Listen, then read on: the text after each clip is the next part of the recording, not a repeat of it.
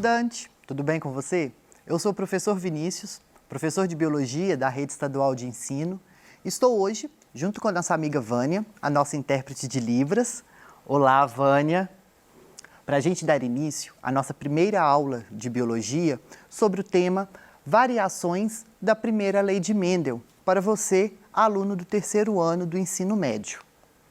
Bom, na nossa aula de hoje, nós vamos compreender as leis de Mendel e suas implicações, conhecer as variações da primeira lei de Mendel.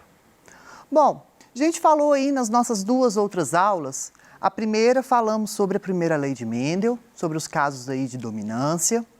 Na segunda aula, falamos sobre a questão da genealogia, né, sobre esses padrões aí de herança, como que elas vão se comportar ao longo das gerações.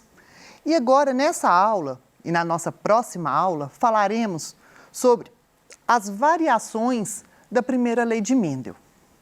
Nós sabemos que, lá na primeira lei de Mendel, ela falava que toda característica, né, ela é determinada por um par de alelos.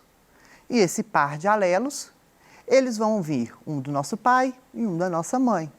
E que vão se manifestar e aí vai desenvolver aquela determinada caractere que esse alelo vai estar determinando. Exemplo, cor do olho, textura do cabelo, estatura, dentre outros, então, outras características. Só que existem variações, como no próprio nome da aula fala, variações da primeira lei de Mendel. O que vão ser essas variações?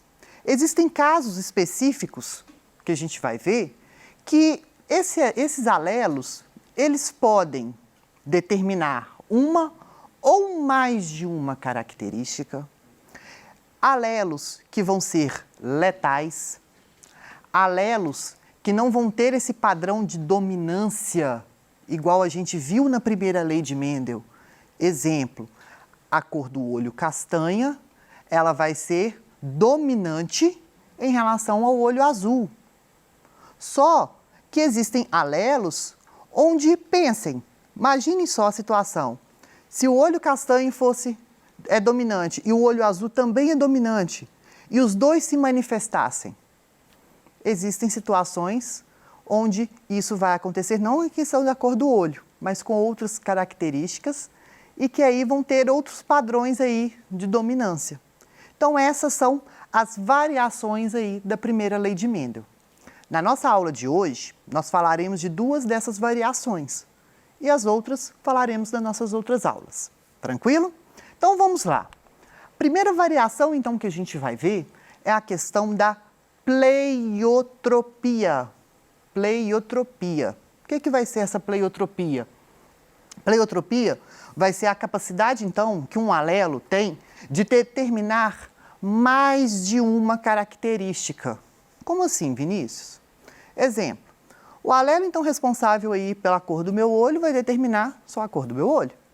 O alelo responsável, vamos lá em Mendel, que a gente está mais um pouco acostumado a falar, né, e a ver esses estudos dele. O alelo lá na ervilha, então, de cheiro, responsável pela textura da semente, vai o quê? Determinar somente a textura da semente. Cor da semente, cor da semente. Só que no caso da pleiotropia, existem alelos que vão determinar mais de uma característica ao mesmo tempo. Como assim? A gente vai ver aqui agora o esqueminha. Um clássico exemplo de pleiotropia, e que cai muito em prova também, tanto de Enem quanto de outros vestibulares, é o caso da fenilcetonúria. Fenilcetonúria, tá? Ela vai ser uma doença genética aí, onde a pessoa, né, que vai ter essa doença, ela vai ter uma deficiência em um aminoácido, que a gente vai ver aqui no nosso próximo slide, e ela vai ter algumas restrições alimentares, ela não vai poder tomar, por exemplo, alguns refrigerantes, né, principalmente de sabor cola, devido a esse aminoácido. Então, dá essa substância, desculpa, que vai possuir lá. Vamos ver aqui, então, como que vai acontecer isso.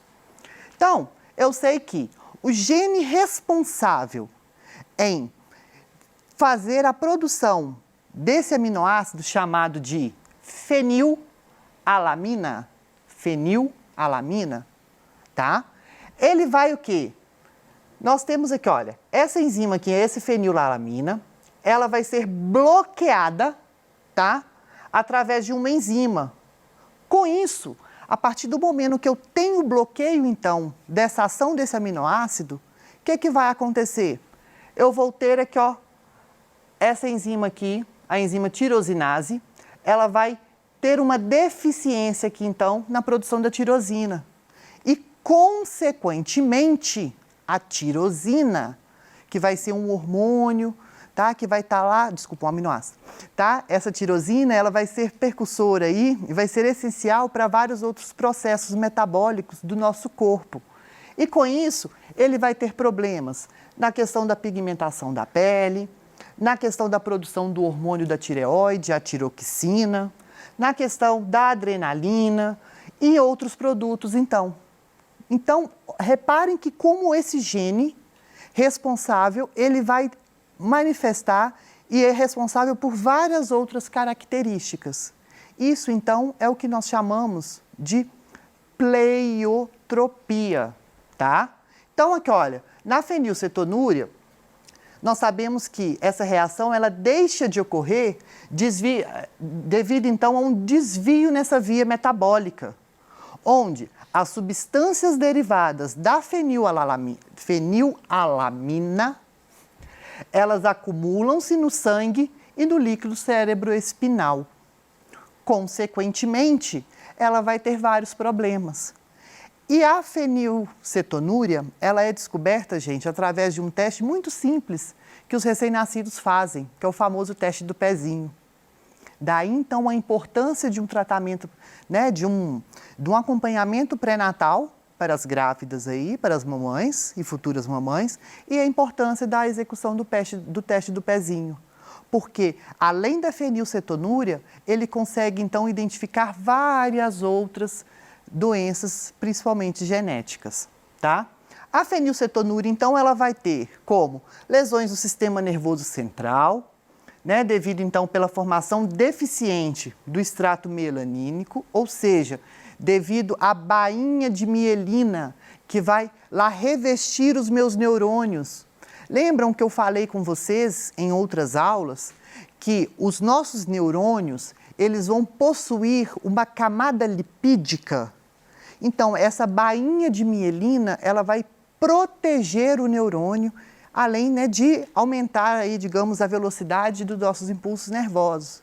Mas, devido a essa deficiência, então, da produção de mielina, ela vai ter a criança, né, a pessoa, ela vai ter alguns problemas no sistema nervoso devido a essa deficiência. Distúrbios neurológicos, consequentemente, reduções do nível de serotonina, que é o famoso aí hormônio do bem-estar, tá? As condições descritas, né, no quadro ao lado também podem estar presentes, devido que às ações aqui dessas deficiências, como o albinismo, se eu tenho pouca produção de melanina, né, que vai dar então a pigmentação da minha pele, ou se eu tenho ausência, eu posso então vir a ter o albinismo. O cretinismo, tá, que vai ser um retardo geral no desenvolvimento, devido aí à ação da tiroxina, que é um hormônio aí da tireoide. Diminuição dos níveis de adrenalina no nosso organismo. Então, reparem que ela vai estar bem relacionada aí com várias situações do nosso sistema nervoso e sistema endócrino, tá? Então, a pleiotropia, ela vai ser isso. Vão ser aquele gene, né, aquele alelo, desculpa, responsável em determinar mais de uma característica. Para a gente identificar, então, a questão do gene alelo, da questão pleiotrópica, né, de um caso de pleiotropia, sempre no enunciado da questão vai vir falando alguma coisa, tipo, o alelo tal responsável em determinar X característica também é responsável a pleiotropia. Ele determina a característica X, mas também determina a característica Y, Z, W, tá? Tranquilo? Nosso segundo caso aqui que nós vamos falar é a questão dos genes letais. O próprio nome fala, genes letais, que é letal, significa então que pode o quê? Ocasionar a morte do indivíduo. Quando eu falo que, no caso dos genes letais, são alelos, então, que vão gerar a morte do indivíduo. Vinícius, a pessoa nasce morta, então? Nem sempre. Porque esses alelos letais, esses genes, quando se manifestam, tá? A gente vai ver isso, eles podem ocasionar a morte, então, do indivíduo na embriogênese, ou seja, no desenvolvimento embrionário, é o que acontece em casos de acondroplasia, tá? Que é um tipo de nanismo. Na infância, então a pessoa nasce e na infância ela vai manifestar essa característica, tá? E consequentemente vai vir a ter essa fatalidade, que é o caso aí da distrofia muscular do Duchenne, tá? E também na vida adulta. Então a pessoa ela nasce, cresce, chega uma certa etapa da sua vida adulta, ela vai o quê? Desenvolver, vai manifestar essa característica e ela, consequentemente, vai vir a óbito, que é o caso, então, da doença de Huntington, tá? Eu acho que é assim mesmo que pronuncia. Então, vamos lá. Então, esses genes vão provocar a morte do indivíduo. Como que a gente vai interpretar uma questão relacionada a isso? Por exemplo, o caso da acondroplasia, tá? Que é um tipo de nanismo aí, que vai ocasionar a morte do indivíduo na embriogênese, ou seja, o indivíduo ele não chega nem a nascer, ele vai ser o alelo responsável pela acondroplasia, ele vai ser um alelo dominante. Vinícius do céu, então todo mundo morre? Não, ele é um alelo dominante, mas ele vai se manifestar apenas em homozigose. O que vai ser essa manifestação em homozigose? Quando o indivíduo ele vai ser homozigoto. Em outras palavras, quando eu tenho aqui então, se o alelo responsável pela acondroplasia é dominante, quando eu tenho azão, ou seja, alelos dominantes iguais, vai ocasionar a morte do indivíduo. Azinho, a pessoa vai ser o quê? Acondroplasia, ou seja, a pessoa ela vai desenvolver essa doença e vai morrer? Não. Por que não vai morrer? Porque ela só vai manifestar, vai levar à morte do indivíduo em homozigose, tá? E azinho vai ser uma pessoa normal, que não vai desenvolver essa doença. Mas, Vinícius, eu vou ter que saber isso tudo? Vai ter que saber interpretar. Mas no enunciado da questão, se não tratar, no caso da acondroplasia, que eu estou falando aqui agora para você, você com certeza vai saber se foi esse caso. Se for outros casos de alelos letais, no enunciado da questão vai vir falando lá. O alelo responsável por X, pela característica X, é letal, em homozigose. E ele é recessivo. Então, a gente já sabe aí que ele é letal quando ele vai se manifestar o quê? Em homozigose recessiva. Então, indivíduos que vão ser o quê? Azinho, vão adquirir, então, essa letalidade. Vamos desenvolver aqui uma questão para a gente fazer um cruzamento interessante aqui. Pense nesse cruzamento de indivíduos heterozigotos. Azinho com azinho. Como que a gente vai fazer esse cruzamento? Fácil demais, né? Então, como que vai ser? Tenho as minhas possibilidades. Azinho,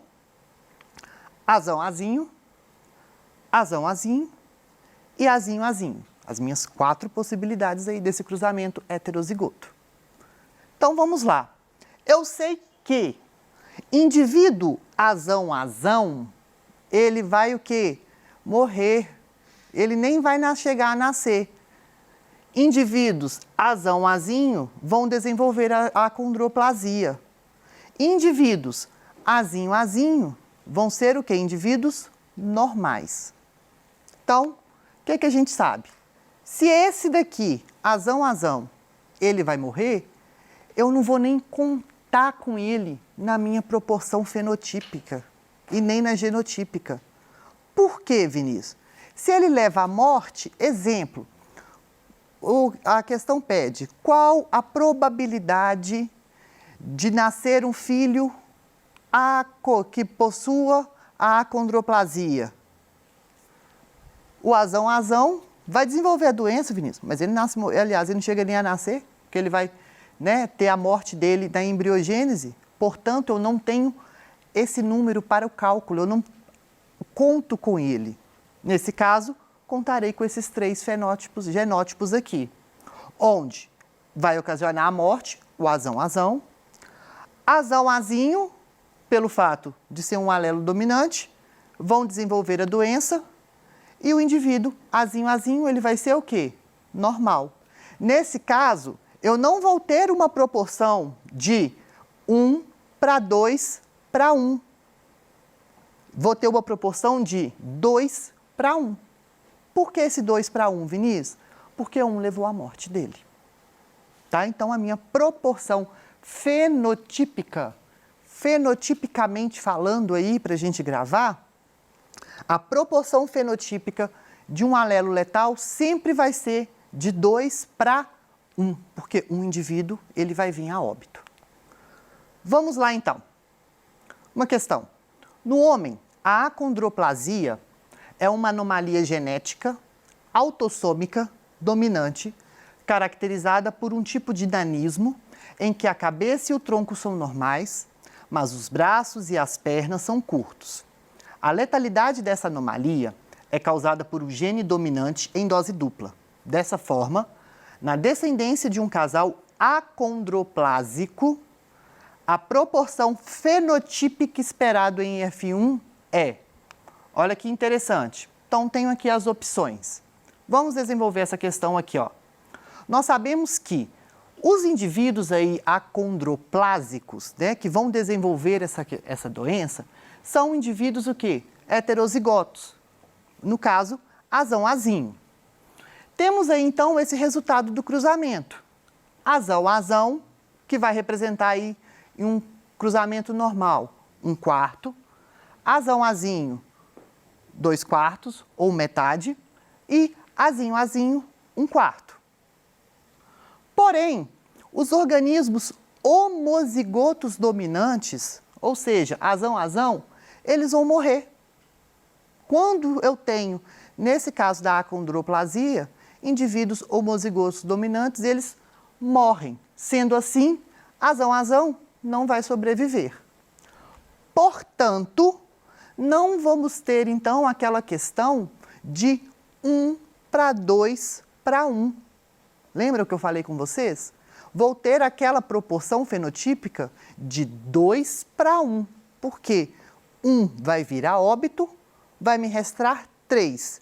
2 vão desenvolver a doença, 1 vai ser normal, que é o caso ali. Portanto, 2/3 vão ser anões, ou seja, vão desenvolver a acondroplasia, e 1/3 vão ser indivíduos normais. Portanto, a resposta correta, se a gente fizer aí a questão da probabilidade, vai ser aproximadamente 66,67% de indivíduos anões e 33,3% de indivíduos normais. Bom, essa questão aí da pleiotropia e dos alelos letais, ela vai ser uma questão bem simples da gente entender. É mesmo a gente focar e ler o enunciado. Igual lá na questão, ela virou e falou que o alelo para a acondroplasia, ela vai ser letal. Então, a gente tem que ter essa maldade aí, essa questão de interpretação. Deixo aqui para vocês, então, as referências bibliográficas. E na próxima aula, nós vamos trabalhar mais 2 casos aí da questão das variações da primeira lei de Mendel. A dominância incompleta e a questão da codominância. Se tiver alguma dúvida, mande aqui para a gente no nosso canal de comunicação, que irei responder essas suas dúvidas no nosso Tira Dúvidas ao vivo. Então, vejo vocês até a nossa próxima aula. Até mais!